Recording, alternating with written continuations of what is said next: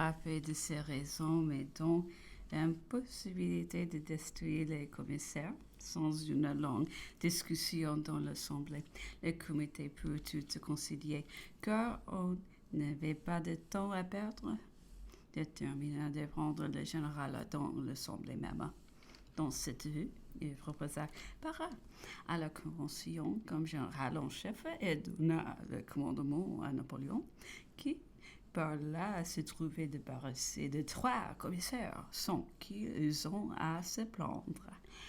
Aussitôt que Napoléon se trouva chargé du commandement des forces qui devaient protéger l'Assemblée, il se transporta dans une des cabines des Tuileries où était venu afin d'obtenir de lui les renseignements nécessaires sur les forces et la position des troupes et celle de l'artillerie. L'armée n'était que de 5000 hommes de toutes armes, avec 40 pièces de canon à l'heure au sablon, sous la garde de 15 hommes. Il était 1 heure après minuit. Napoléon expédia aussitôt en chef d'escadron du 21 des chasseurs Murat, avec 300 chevaux pour se rendre en toute diligence au Sablon et ramener l'artillerie au jardin des Tuileries. Un moment plus tard, il n'était plus temps. Cet officier arrivant à 2 heures au Sablon s'y trouva avec la tête d'une colonne de la section Le Pelletier qui vient saisir le parc, mais il était à cheval, on était en pleine. La section se retira et à 6 heures du matin, les 40 pièces entreront aux Tuileries. Si sa disposition d'attaque et de défense des Tuileries. Depuis 6 heures jusqu'à 9, Napoléon courut à tous les postes et plaça cette artillerie à la tête du pont Louis XVI du pont royal de la rue des Rois. Au coup de certes fin, dans la rue Saint-Honoré au pont tournant, ils ont confié à la garde à des officiers sûrs. La mèche était allumée partout et la petite armée distribuée aux différents postes ou aux réserves au jardin et au carrousel. Le général battait partout Paris et les gardes nationales se formaient à tous les débouchés, surnom ainsi le palais et le jardin, le tabou portant l'audace jusqu'à venir battre le général sur le carrousel et sur la place Louis XV.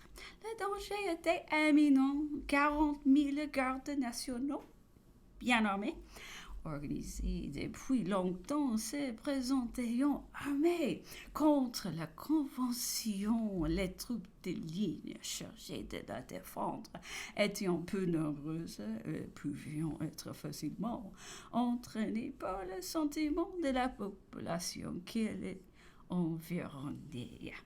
La Convention peut accroître ses forces, donna des armes à 1500 individus, dites les patriotes de 89. C'étaient des hommes qui, depuis le 9 Thermidor, avaient perdu leur emploi et quitté leur département où ils étaient poursuivis par l'opinion. On forma 3 bataillons qui l'on confia au général Berruet. Ces hommes se battiront avec la plus grande valeur. Ils entraîneront la troupe de ligne et feront pour beaucoup dans le succès de la journée. Un comité de 40 membres sous la présidence de Campasseré est composé de comités de salut public et de sûreté générale dirigeaient toutes les affaires. On discutait beaucoup, on ne décidait rien, et le danger devenait à chaque instant plus pressant. Les en voulaient qu'un épousa les armes et qu'on reçut les actionnaires comme les sénateurs romains avaient reçu les Gaulois. D'autres voulaient qu'on se retirât sur les hauteurs de Saint-Cloud au camp de César, puis être joint par l'armée des côtes de l'Océan.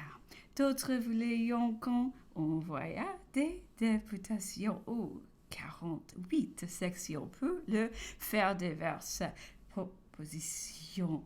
Pendant ces vaines discussions, à 2 heures après-midi, un homme le fond de déboucha sur le 29 venant de la section Le Velletier, à la tête de 3 ou 4 bataillons, dont le temps qu'une autre colonne de même force venait de l'Odéon. À ce rencontre, ils se réuniront sur la place Dauphine.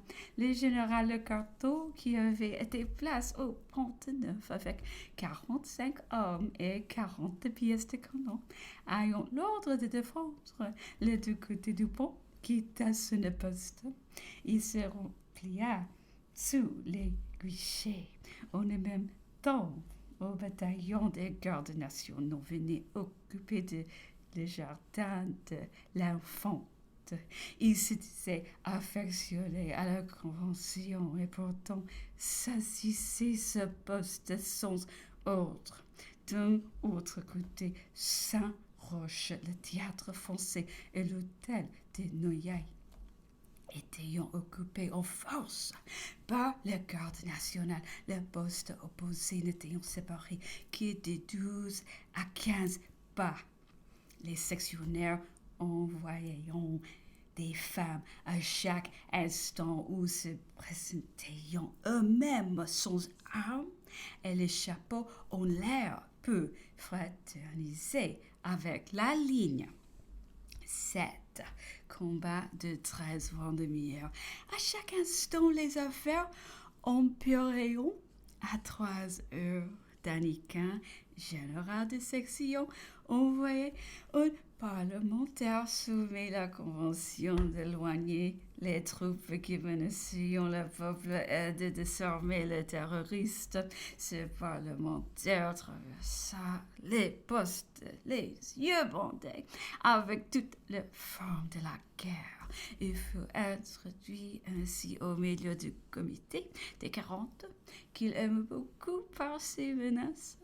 On l'a renvoya vers les 4 heures. La nuit approchait et il n'était pas douteux qu'elle ne dût être favorable aux sectionnaires. Vu le grand nombre, ils pouvaient se faufiler de maison en maison dans toutes les avenues des Tuileries, déjà étroitement bloquées.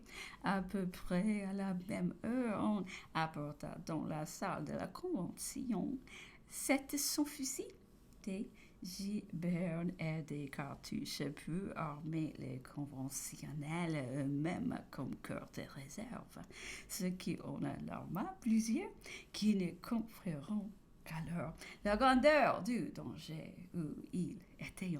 Enfin, à 4 heures un quart, des coups de fusil furent tirés de l'hôtel de Noailles où s'étaient introduits les sectionnaires. Les balles arrivaient jusqu'au perron des Tuileries. Au même moment, la colonne de l'enfant de déboucha par le quai Voltaire, marchant sur le pont royal. Alors, donna l'ordre aux batteries de tirer une pièce de 8 au coup de sac. Dauphin commença le feu et servit de signal pour tous les postes. Après plusieurs décharges, Saint-Roch fut en effet la colonne de fond de prise en tête et en écharpe pour l'artillerie placée sur le quai à la hauteur du guichet de Louvre et à la tête du pont royal fut mise en déroute la rue Saint-Honoré, la rue Saint-Florentin et les yeux adjacents furent balayés en certaines dames essayent auront de résister au théâtre de la République. Quelques aboulés délogeront en un instant. À 6 heures, tout était fini. Si l'on entendait dans la nuit de loin, en loin, quelques coups de canon, c'était pour empêcher la barricade que quelques habitants avaient cherché à établir avec des tonneaux.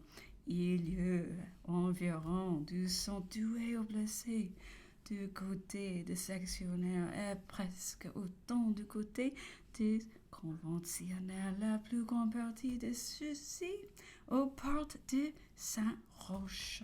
3 représentants feront lever et montreront de la résolution. La section des 15-20 Faubourg Saint-Antoine est la seule qui est fournie 250 hommes à la convention dont ce dernier oscillation politique lui avions indisposé toutes les classes. Toutefois, si les Faubourgs ne s'élèveront point en sa faveur, du moins ils nageront pas non plus contre elle. Il faut qu'on ait fait tirer à poudre.